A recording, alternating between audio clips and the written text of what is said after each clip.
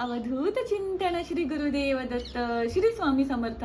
नमस्कार मंडळी, स्वरूपम समर्थम चॅनलमध्ये तुम्हा सर्वांचं पुन्हा एकदा खूप खूप मनापासून स्वागत करते आणि आजच्या व्हिडिओला सुरुवात करते. तर आजच्या व्हिडिओमध्ये मी तुम्हाला काय सांगणार आहे, 2023 संपत आलेला आहे आणि 2024 हा सुरू होतो आहे.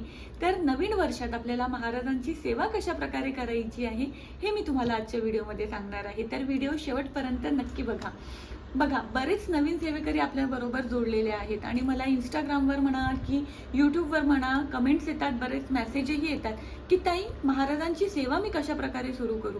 मी सेवेत नवीन आहे, मला काही माहिती नाही की महाराजांची सेवा कशी करायची, तर मी कुठली पूजा करू, कुठली सेवा करू.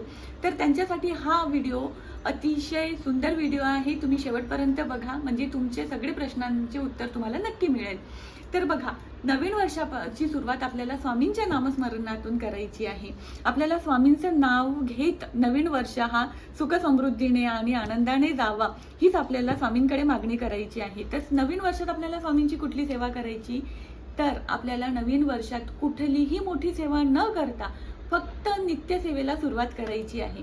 तर नित्यसेवा कशा प्रकारे करायची, मला असं वाटतं की आपण सगळे स्वामी सेवक आहोत. तर ते कधी ना कधी केंद्रात किंवा कुठल्या मठात नक्की गेलो असेल आणि नसेलही गेलं तर तुमच्या गावात किंवा तुमच्या घराजवळ कुठे केंद्र आहे याचा तुम्ही शोध काढा आणि त्या केंद्रात जाऊन तुम्ही नित्यसेवेची पुस्तक आणि सोबतच स्वामी चरित्र सारामृताचा छोटासा ग्रंथ येतो केंद्रातून, तो ग्रंथ तुम्ही विकत घेऊन या. आणि सेवेला कसं लागायचं, तर नवीन वर्षात तुम्ही संकल्प करा की मी महाराजांची नित्यसेवा खंड न पडता रोज करणारच. बघा, कुठलीही संकल्पयुक्त तुम्ही सेवा नाही केली आणि महाराजांची नित्यसेवा केली आणि मनात कायम महाराजांचे नामस्मरण केलं तरीही तुम्हाला महाराजांना कधी कुठली गोष्ट मागण्याची गरज पडणार नाही. तर नित्यसेवा कशा प्रकारे करायची, स्वामी चरित्र सारामृताचे जे 21 अध्याय आहे, प्रत्येकी 3 अध्याय तुम्हाला रोज वाचायचे आहेत. म्हणजे जर तुम्ही 1 तारखेपासून सुरुवात केली, 1 तारखेला तुम्ही 1, 2, 3 अध्याय वाचले, तर 2 तारखेला तुम्हाला 4, 5, 6 म्हणजे रोज प्रत्येकी 3 अध्याय तुम्हाला वाचायचे आहे. म्हणजे 7 दिवसात तुमचे 21 अध्याय संपूर्ण होणार आहे. त्यानंतर तुम्हाला परत 1 अध्यायापासून तुम्हाला सुरुवात करायची आहे. तर तुम्ही विचार करा की वर्षभरात तुमचं स्वामी चरित्र सारामृताची किती पाठ होणार आहे.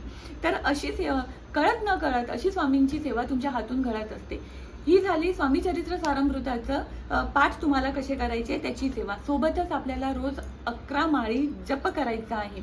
बघा, मी समजू शकते आजकालचं धावपळीचं जग आहे, प्रत्येकाला तेवढा वेळ नसतो की रोज महाराजांपुढे बसून किंवा देवापुढे बसून 11 माळी जप करणं हे प्रत्येकाला शक्य नसतं. कारण आपले घरचे कामं असतात, कोणाची बाळ लहान आहे, कोणाचा नोकरीचा व्याप जास्त असतो, ट्रॅव्हलिंगमध्ये वेळ जात असतो.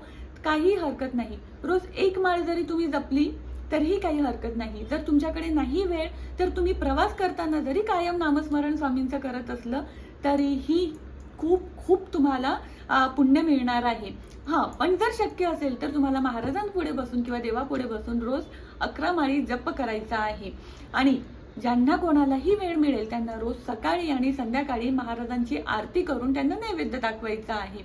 आणि पण मी परत तेच सांगते, जर तुम्हाला शक्य नाही तर तुम्ही फक्त दिवसभर महाराजांचं नामस्मरण जरी आपल्या मुखात ठेवलं तरीही महाराज तुमच्यावर प्रसन्न होणारच.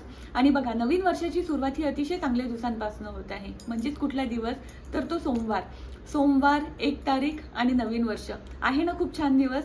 तर त्या दिवशी आपल्याला काय करायचं आहे, तर बघा, सोमवार हा महादेवाचा दिवस आहे. तर भगवान शिवांची आपल्याला पूजा करायची आहे. नवीन वर्षात 1 तारखेला आपल्याला आपल्या घरी जे शिवलिंग आहे त्या पिंडावर आपल्याला अभिषेक करायचा आहे. अभिषेक करताना ओम नमः शिवाय या पंचाक्षरी मंत्राचा आपल्याला जप करायचा आहे. आपल्याला महादेवाच्या पिंडीवर पंचामृताने किंवा पाण्याने आपल्याला ते अभिषेक करायचा आहे आणि अभिषेक केलेलं पाणी हे तीर्थ म्हणून घरातील सर्व सदस्यांनी प्राशन करायचं आहे. महादेवाच्या पिंडीवर आपल्याला गंध आणि अक्षदा लावून 1 पांढरं फूल अर्पण करून आपल्याला महादेवांची पूजा करायची आहे. सोबतच आपल्याला नवीन वर्षाची सुरुवात गणपती अथर्व शीर्षणाने करायची आहे. कारण कुठल्याही शुभ कार्याची सुरुवात आपण गणपती बाप्पाच्या नामस्मरणाने करीत असतो. तर मग नवीन वर्षाची सुरुवात का नाही करायची ना. तर सर्वात प्रथम आपल्याला गणपती बाप्पाचं नामस्मरण करायचं आहे. महादेवांचा आपल्याला पिंडीवर अभिषेक करून त्यांची पूजा करायची आहे. कारण अतिशय शुभ दिवस म्हणजे सोमवार आहे आणि 1 तारखेपासून आपल्याला महाराजांची नित्यसेवा सुरू करायची आहे. मला असं वाटते ज्या लोकांनी मला विचारलं की ताई आम्ही सेवेत नवीन आहोत, आम्हाला महाराजांची सेवा कशी करायची ते माहिती नाही आहे, त्या लोकांना त्यांच्या प्रश्नाचं उत्तर ह्या व्हिडिओतून नक्की मिळालं असेल. अजून काही तुम्हाला प्रश्न असेल तर मला कमेंट्स करा किंवा मला इंस्टाग्रामवर DM करा. मी प्रयत्न करेल तुमच्या प्रत्येक प्रश्नाचं उत्तर देण्यासाठी. व्हिडिओ आवडला असेल तर लाईक करा. ज्यांना कोणाला हे प्रश्न पडले असेल आणि तुम्हाला विचारत असेल की मी महाराजांची सेवा कशा प्रकारे करू, त्यांच्यापर्यंत हा व्हिडिओ नक्की पोहोचवा आणि चॅनलला अजूनही सबस्क्राईब केलं नसेल तर सबस्क्राईब करून जा. भिऊ नको, स्वामी पाठीशी आहे.